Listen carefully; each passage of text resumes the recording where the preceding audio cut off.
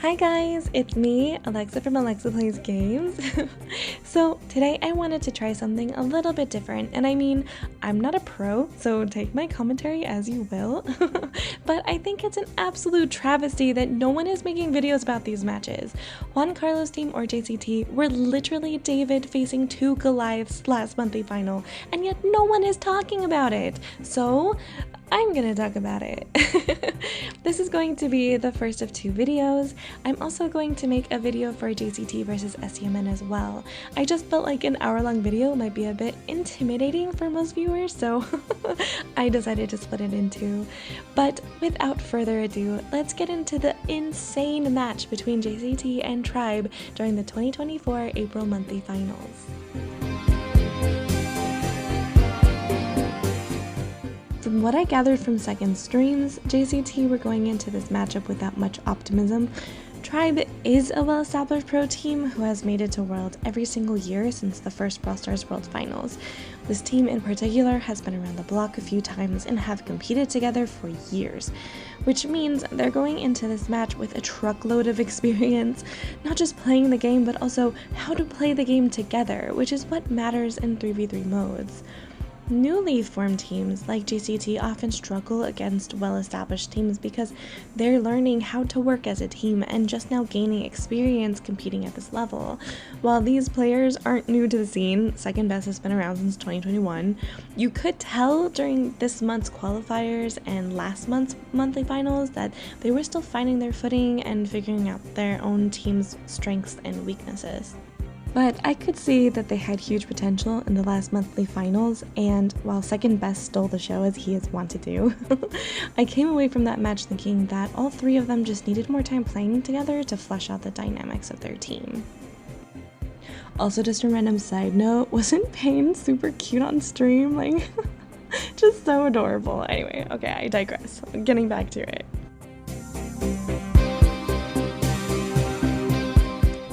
So the first game was the map I was most worried about for JCT. Tribe's specialty is control-based comps, and since I have paid for the privilege of Second adding me, worth every penny I might add, I have been watching all of his scrims. JCT performs well on most maps, but Dueling Beetles is where they seem to struggle most.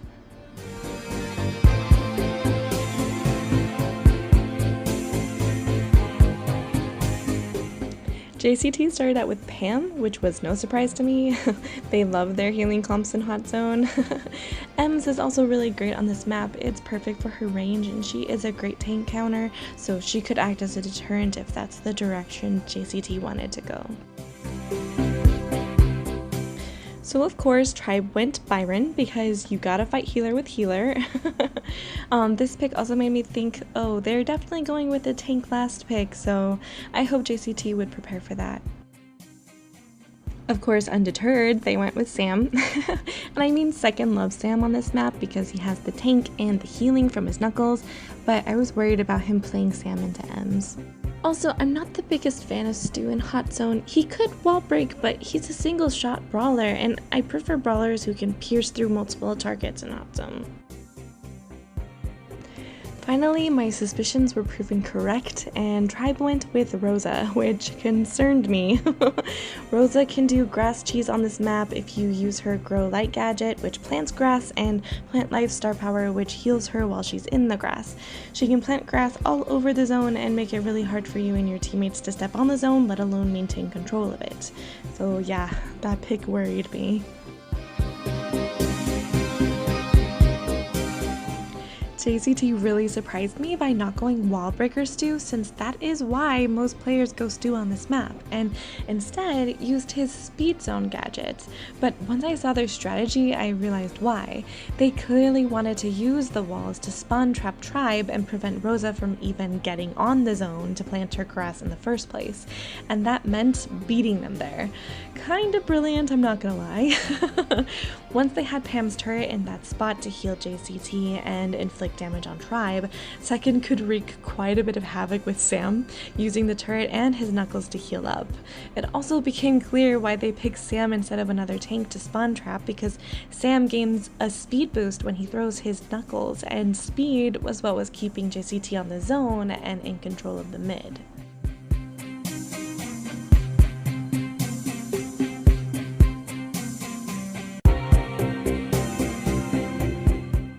But unfortunately, when Sam and Pam went down, Stu couldn't stop Tribe from taking over the zone by himself, and once they lost mid control and Rosa planted her grass, they couldn't regain control again, which is both the beautiful and frustrating thing about Hot Zone. You can come back even when your enemies have a 92% lead if you manage to wrestle control away from your enemies, although it sucks if your team is the one who lost control and you ended up spawn trapped yourself when you're just so close to winning. So yeah, my worst fears ended up realized at this point. Ems was doing her job as tank counter and damage dealer, and Rosa's grass robbed JCT of their visibility, so Tribe ended up winning the game.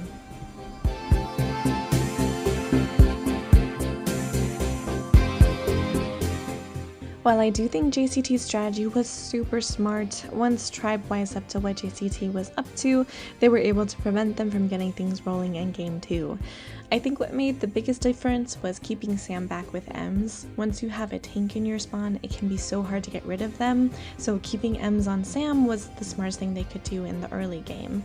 You can also see how Rosa just started sneaking more and more onto the zone and planting grass with Byron's heals to help keep her there.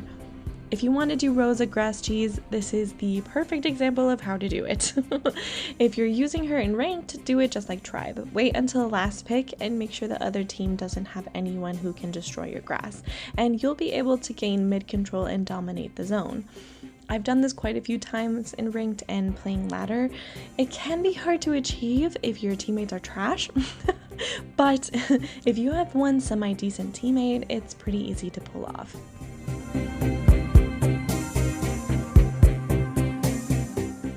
Keep in mind though, grass cheese can backfire on you. If you plant grass all over the zone and then lose mid control and let your enemies sneak into your grass, you can end up spawn camped as well. At this point, finding a way to do this is JCT's best option. What really makes or breaks games nowadays are hypercharges.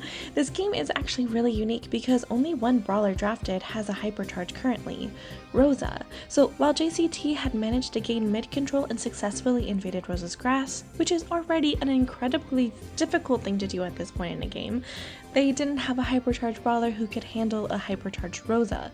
If they had, they might have won this game.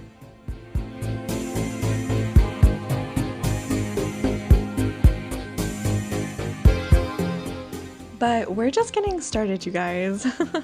So moving on to set 2, this time Brawl Ball. So yeah, based on the Rosa ban, it's clear JCT doesn't want to have to deal with her again. And for good measure, they went with the grass-burning goddess, Amber. And in response, Tribe went Stu and Otis. Stu presumably because he's great in Brawl Ball and is pretty impossible to counter, and Otis, I presume, again, to try and deter JCT from picking a tank. But we all know that JCT will just pick a tank anyway. Finally, they pick Poco, who is presumably one of Juan Carlos's favorites, seeing as he uses El Mariachi as his title. Tribe's last pick, El Primo, is a classic in Brawl Ball because he's a tank who counters tanks. He can also jump on top of Amber in an assassin-like manner and bully Poco, who doesn't have the DPS to deal with him. So all things considered, it's a pretty good last pick. So yeah, let the chaos begin.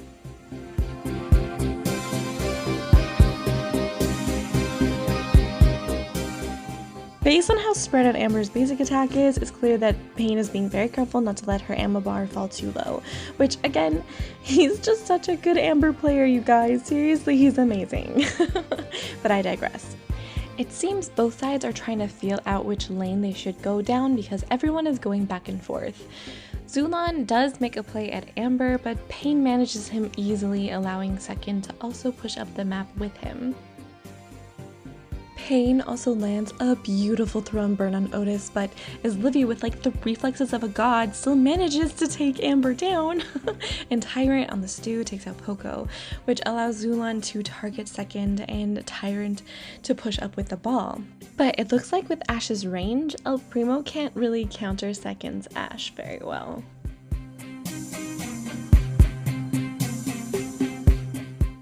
With Amber being a distraction on the side lane, thank you for the tip, Pain, Ash and Poco can push up too. Second, being the objective player he is, makes a play at scoring a goal but gets smushed in the process. Meanwhile, Juan is just blowing through his protective tunes gadgets because his Livy with the aim of a god is landing every super.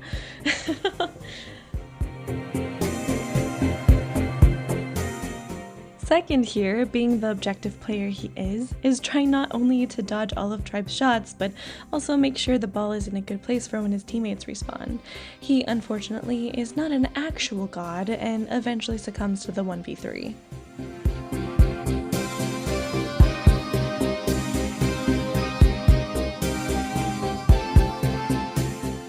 This results in JCT being kept in their spawn despite Pain's attempt to improve his team's visibility by burning some grass.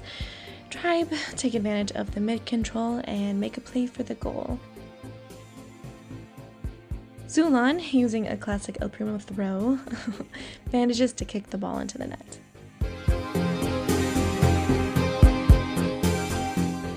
Not enough time to really respond, and of course another hypercharge coming into play, Zulan decides to snatch the ball and end the game right then and there.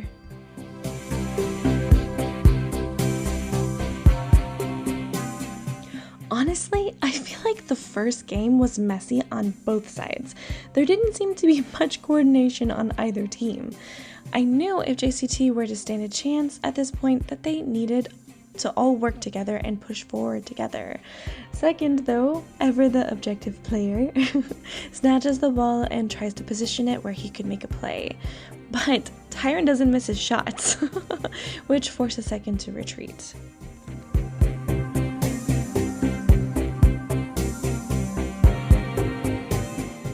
JCT is in their spawn once more, and things are just not looking good.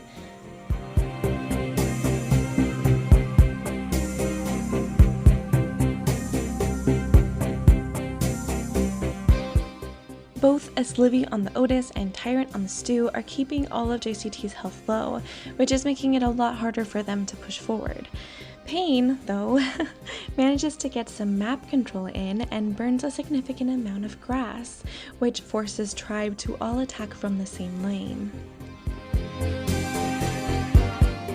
While Juan is forced to corner the ball while they wait for Pain to respawn, this is already making it easier for them to defend, whether Tribe knows it or not. It's clear they think they'll be able to make another play for the goal, but this time JCT is going to hold firm. Pain, as a result, also burns some more of Tribe's grass at this point, which gives JCT the grass advantage. Tribe has nowhere to hide now, and of course, while they're trying to figure out how to deal with the situation, Second happily does as all objective players would do, walks the ball into the net. Now, without much time left on the clock, Tribe is forced to try and rush a play, and without grass, yeah, it doesn't work very well for them. Second is almost playing with his food at this point with a perfectly timed Protesto. Don't worry, I'll give you guys the stats on that later. But Tribe fires back fiercely, and Juan, as a Poco, somehow manages to beat a furious Stu and survives with only a sliver of health left. If Juan hadn't survived, Livy might have just been able to walk the ball into the goal, but even with just a sliver of health left, Juan managed to keep him at bay. Yeah, nerf Poco. This is why I'll go chanting to my grave that Firestarters is the better gadget. Without Pain's beautifully executed map control in the last game, it might have gone very differently, and Firestarters is the gadget that allows Amber to establish map control the most efficiently. Do you guys see now why I keep gushing over Pain's Amber? Even though Pain has already established a good amount of map control this early in the game, Tyrant is able to sneak right past them and get an early goal. However, the key word is early goal. JCT still has time to make a comeback if they work together, that is. Instead, they make a rush for the goal, and Second and Pain refuse to lose momentum even when Juan goes down, as Livy and Zulan then work together to pinch Second, which then leaves Pain low on health and vulnerable to El Primo's attack. JCT needs to regroup and work together if they're going to get past Tribe's airtight defense. But the good news for JCT is Pain has already given his team the grass advantage, which is helping both Juan and Second to push forward more easily as Pain covers his lane beautifully.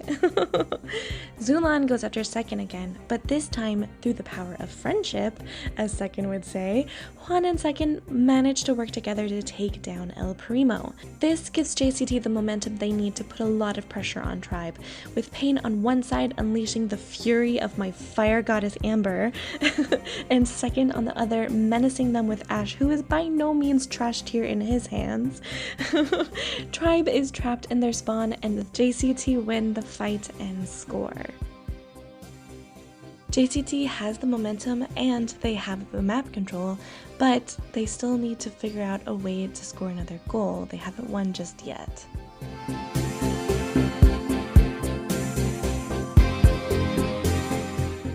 There isn't a lot of time left before overtime now, but JCT still have the momentum on their side. Once they've successfully defended, they begin positioning themselves so they can overwhelm Tribe and score once overtime starts.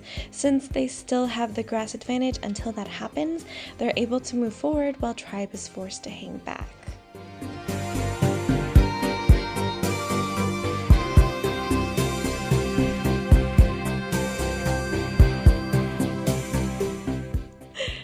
My goats.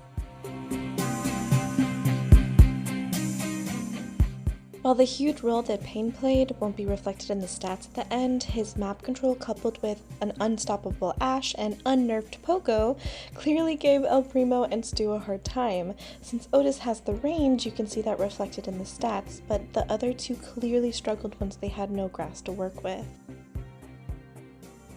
But don't get too excited, that was only a battle, still have to finish the war. And now we're switching from an aggro mode to a passive mode, Bounty.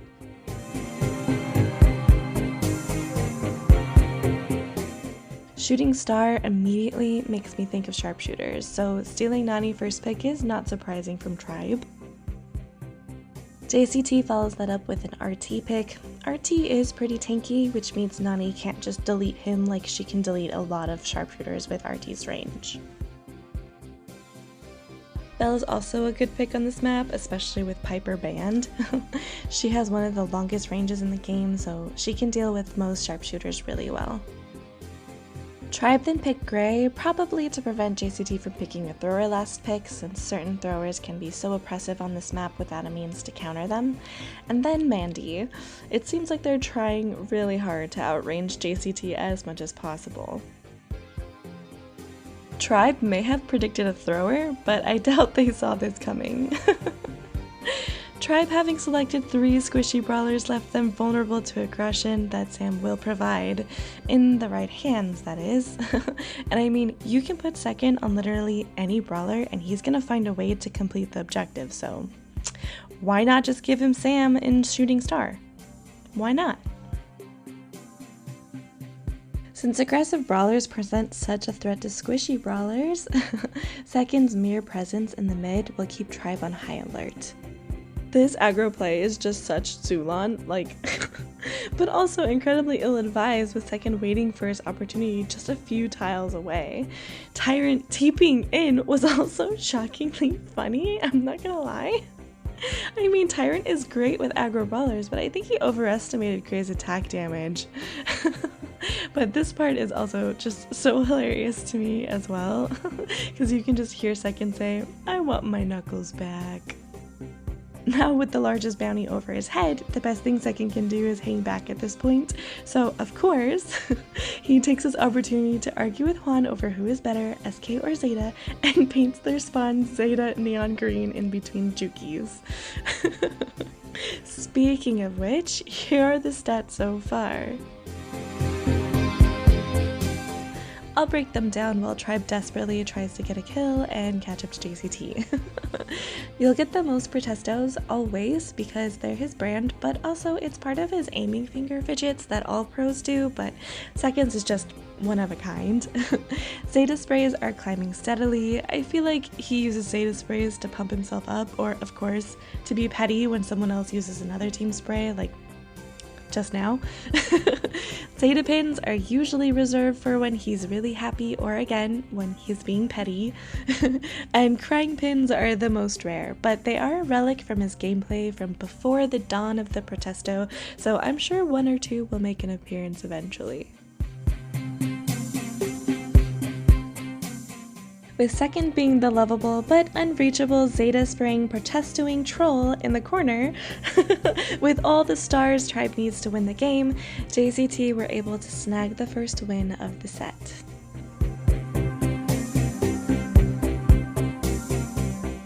Tribe is, of course, not the kind of team that wouldn't learn from their mistakes going into the next game, so JCT have their work cut out for them this game.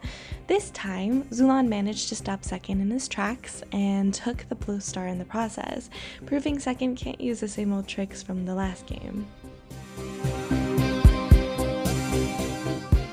Now Tribe has bounced back from the last game with a vengeance, with stars appearing above all of their heads.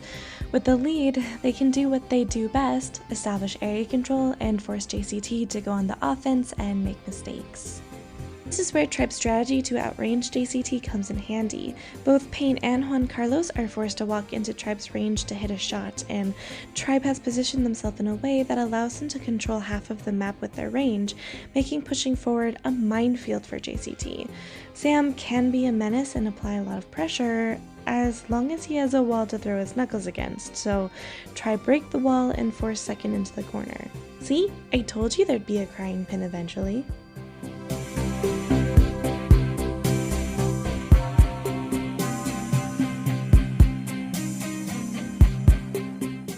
With Tribe picking off JCT one by one and time running out, JCT are not in a good spot.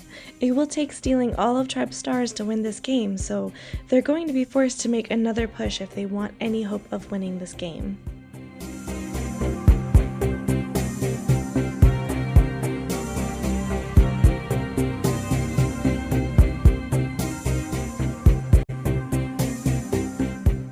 One down, two more to go.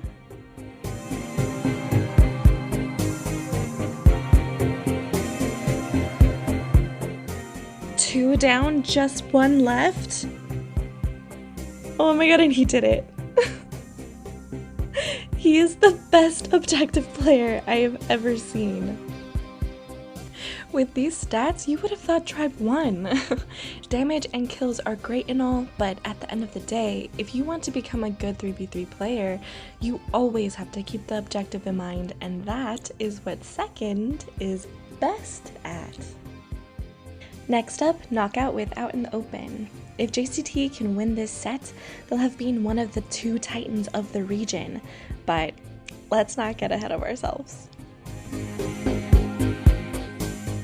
Seemingly not learning from their mistake last set, Tribe left Melody open, which of course, JCT loves to bring the aggressive to passive mode, so of course they're gonna pick her. In response, Tribe picks passive but reliable and cute Pearl, who is amazing in Knockout because of her mechanics rewarding passive gameplay and her tank making her extremely difficult to kill. They then pick Max in an attempt to fight fire with fire, or I guess speed with speed. Max's new hypercharge also made me speculate that they were going to go with a completely hypercharged draft, since every game so far that they've won, they've had a hypercharged brawler bullying non-hypercharged brawlers. JCT then go with the next best tanky option after Pearl, Meg. Not only do both of her gadgets come in handy, either the healing or using her toolbox to tank attacks, she essentially has 2 lives. More than that if you manage to get back into Meg after she's been knocked out. It's not as easy to snag takedowns with her as Pearl, but when survival is the name of the game, as it is in Knockout, she's a very solid option. Also, she's a soft counter to most sharpshooters. Finally, JCT goes with another one of their favorites, Byron, who synergizes well with both Melody and Meg. Having a healer on your team goes a long way when you're playing either of these brawlers. Melody, so she can dash in as soon as she has her super, and Meg, so she can stay in mech as long as humanly possible.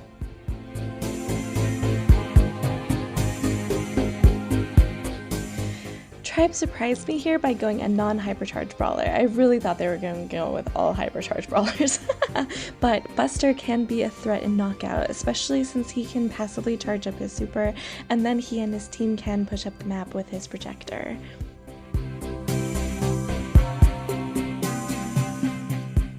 I've seen Juan just cook like crazy playing Melody during scrims, so I knew once he had his super ready, this game was going to be interesting. It's also no surprise Second ended up playing the most objective brawler in this comp, and Pain has a tendency to make really clutch plays with Byron's super, so I felt like they nailed it with this comp. But the prospect of a Buster charging at you, projector up with Max's speed boost, yeah, scares me, so I hope JCT could handle it when the time came. Getting spawn trapped on this map usually means game over though, so now I saw how potentially deadly Tribe's comp could be, seeing as they were almost completely pushed into their spawn just then. Thankfully, JCT held their ground and pushed back into the mid and didn't retreat back into their spawn.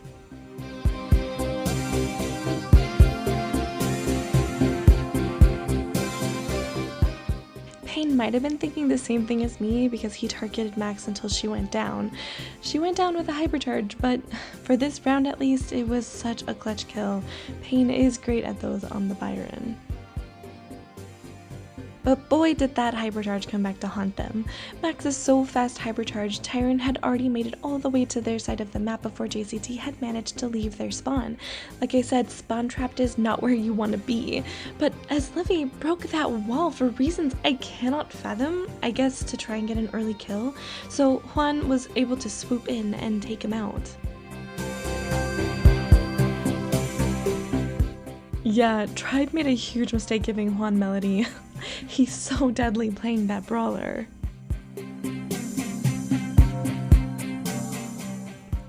Zeta spray, Zeta pin.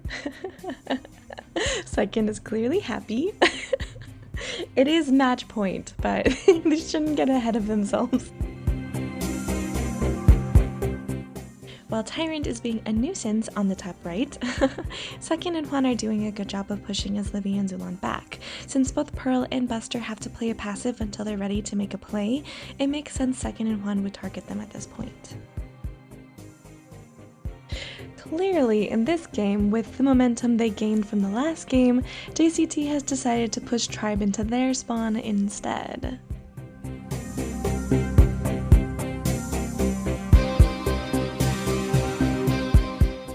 With the grass creeping in, Tribe is running out of time for strategizing how they're going to get out of their spawn at this point. While it would be difficult for the average player to keep both teammates healed up like this, Pain is doing the work so his teammates can finish the round.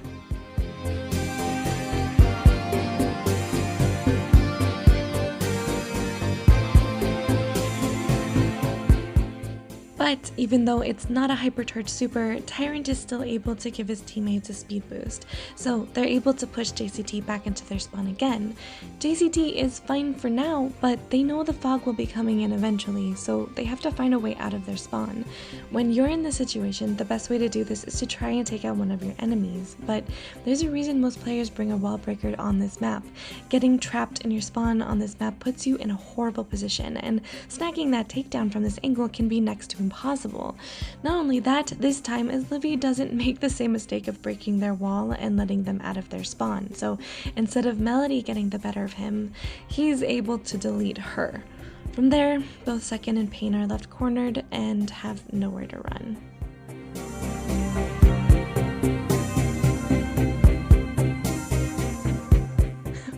Second seems to be summoning the power of Zeta to deal with the hypercharged Max they just fed. But it looks like Tribe has decided to hold on to it for a while. But still, the threat of that hyper has got to make JCT feel uneasy.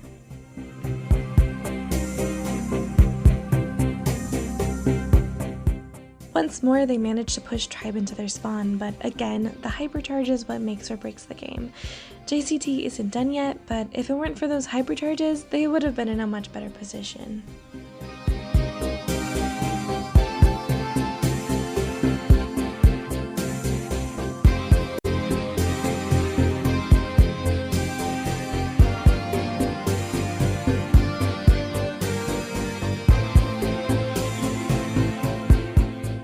With Buster's projector and Max's speed boost, they were able to separate Second from his teammates, and while Juan tried to come to his rescue, it was just too late.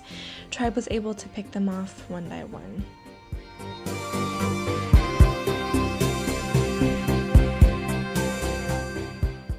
But if the Zeta pin is any indication, Second hasn't given up yet, nor should any of them. It's match point. If they work together like they did in the first game, they could take the set and win. It seems they're taking extra pains not to feed Max this time, but still put enough pressure on Tribe to push them into their spawn once more. This strategy of denying Max her super seems to be working extremely well, seeing as even though Pearl has baked her cookies and Buster is ready with his projector, they don't have any options of making it out of their spawn.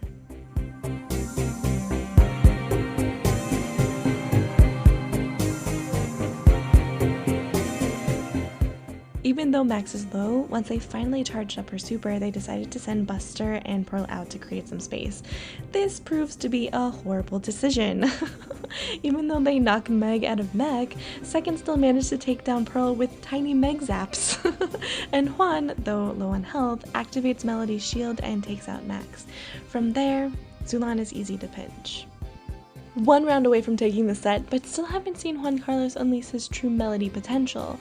Tribe isn't going down without a fight though, but Second is taking no prisoners and manages to pressure Tyrant back towards his spawn, separating him from his teammates. Little known fact, Melody can shine best when her enemies are separated. So once Pain takes out his Livy, Juan finally seizes his opportunity by going after Zulan, who has isolated himself in the corner before finally finishing off Tyrant. Yeah, looks like the Tribe should have feared Juan Carlos' team.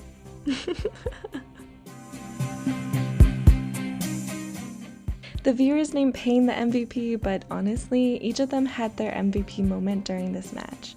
Bien jugado, Juan Carlos' team. All in all, both teams played really well, and while I am clearly a big fan of JCT, I am a fan of Tribe as well, so when I say both teams played really well, I truly mean it. And for those of you who are curious, the final second is actually the best pin and spray tally is 103 Protestos, 35 Zeta sprays, 7 Zeta pins, and 2 crying pins. If you guys like this video, definitely stay tuned for part 2, JCT versus SDMN. But until then, play later guys! Mwah!